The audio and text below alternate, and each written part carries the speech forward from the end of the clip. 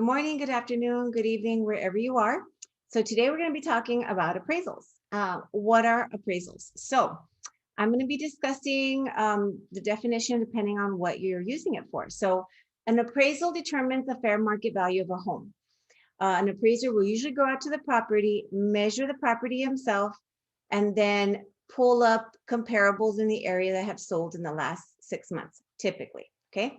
Now, there's different kinds of appraisals. There's the appraisal for a mortgage, which is when you buy a house, the bank wants to make sure that you're paying fair market value. Now, can you still pay above appraisal value? Yes. Um, Usually in those situations, you will need to come in with any kind of difference for an appraisal gap. But the appraiser will go out there and he'll pull up comparables. It's like a 20, 30-page report. A lot of people ask me, oh, when are they going to turn in the report now that he went this morning? Well, he will, but it usually takes more than just an hour or two to prepare that report. Okay. He's got to break down all the different attributes of the house and compare it to the comparables that have sold, and then come up with value based on that. Now, they add or subtract based on what the house does or does not have. Now, a lot of times we will see differences if we send two different appraisers out. I'll go over that in a second. The other kind of appraisal is to refinance. So let's say you buy a $100,000 home, you pay it down to $60,000, and you want to pull equity out. You want to pull money out and refinance. So you can refinance in Texas, but you can only refinance and have a total debt on the property of 80%. So if you owe 60, you can pull 20,000 out and you can refinance 80,000 total. That'll make the 80%. Okay. Now, usually with those, the appraiser will go out and he'll establish value. He won't be as strict because the idea behind the appraisal is that you plan on being there obviously for a little longer, but you have enough equity in the property so that if you were to default, the bank can actually foreclose and not really lose that much money. So the final type of appraisal is the one that I get questions on the most, and that's the tax. So the tax, city entity needs to establish the value of your property so that they can calculate what your tax bill is, right? This is a very general, hate to say the word generic, but it is establishment of value. So in the beginning of the year, they go back for the last year, and based on that, they get an average price for the property. They use, the same size range and whatnot. And then they multiply it times whatever square feet they think your house has, whatever's on record.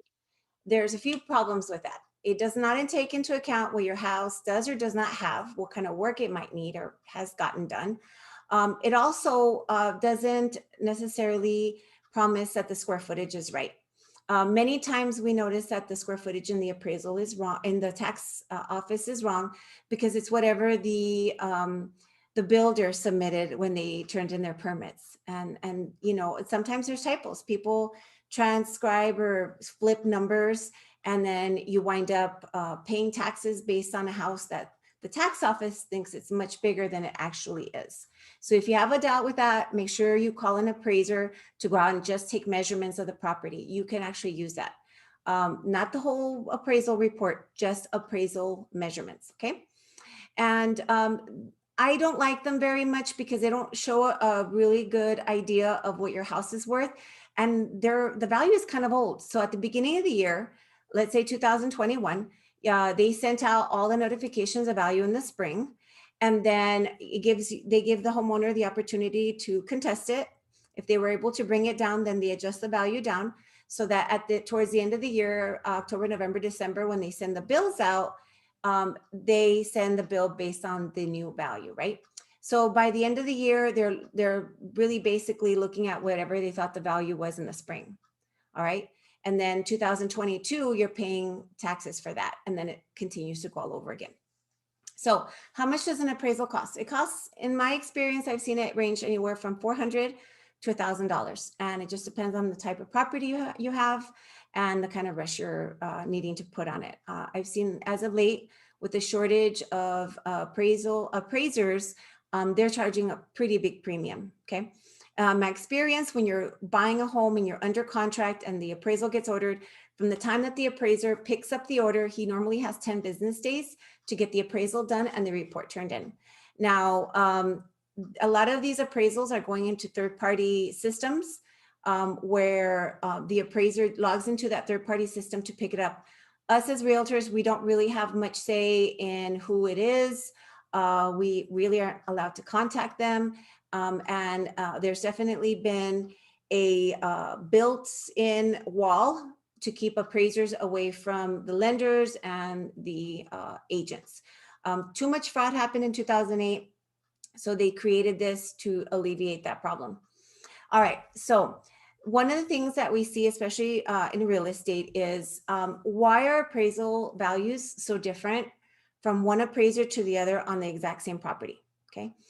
Now, appraisals are subjective. That means that in the eyes of one appraiser, something might be worth a certain amount of money, but in the eyes of another appraiser, it's worth less or more, okay? So it is subjective. And they technically are an opinion of value.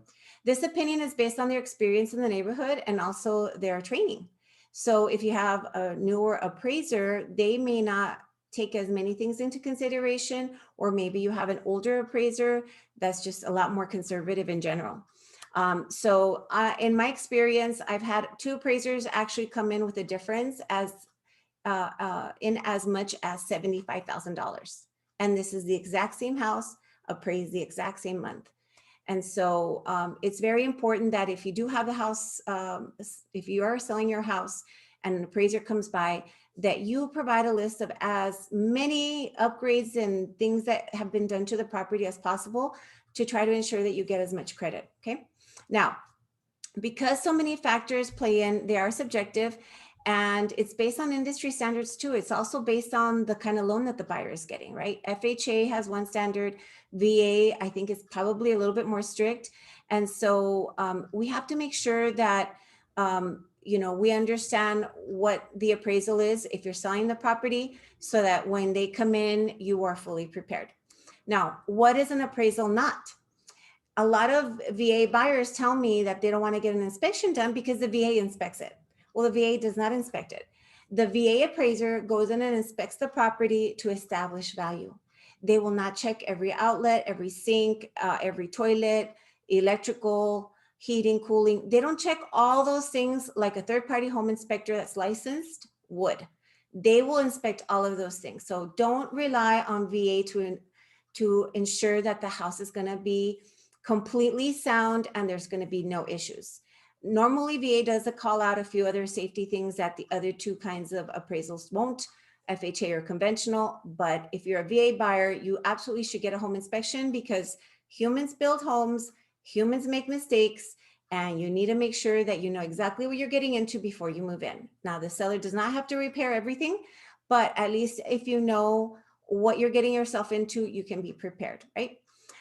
It is also not a promise of value. So I've had instances in other markets where things are not as hot and crazy, and we have this, random house out in the middle of nowhere that has all these amenities that you normally don't see. It's not a very typical cookie cutter standard type of subdivision, right? So we struggle so much to establish value that we go ahead and suggest to the seller to get an appraisal done. Now, I had that instance out in Socorro. It's out in the middle of the country, on the outskirts of El Paso, and he came up with a value. So that's what we listed the property for. Well, the appraisal is based on historic information, past information. It does not tell you what a buyer is willing to pay now.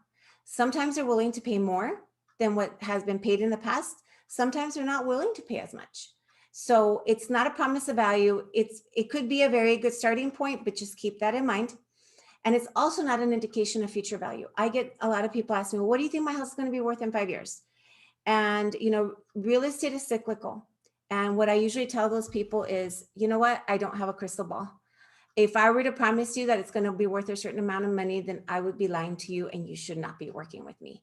So again, it's a snapshot of value based on historic information. But if you have any doubts with regard to your property value in the eyes of the tax office, make sure you speak to your realtor. And if you decide to sell your property, Your realtor or I could also tell you, based on the most recent activity in this crazy market, what we expect the house to appraise for or sell for. So I hope that helps, and feel free to call me, message me, text me, email me, whatever you need if you guys have any other questions. Thank you and have a great day. Bye. Little reminder that my business is based on referrals. Without wonderful people such as yourself, I could not keep my business running. So if you happen to know of anybody, friend, family, coworker, neighbor that is interested in buying, selling, or investing in real estate, I would love to give them the best level of personal care. Thanks so much. Feel free to reach out, text, email, or call me. Thanks. Bye-bye.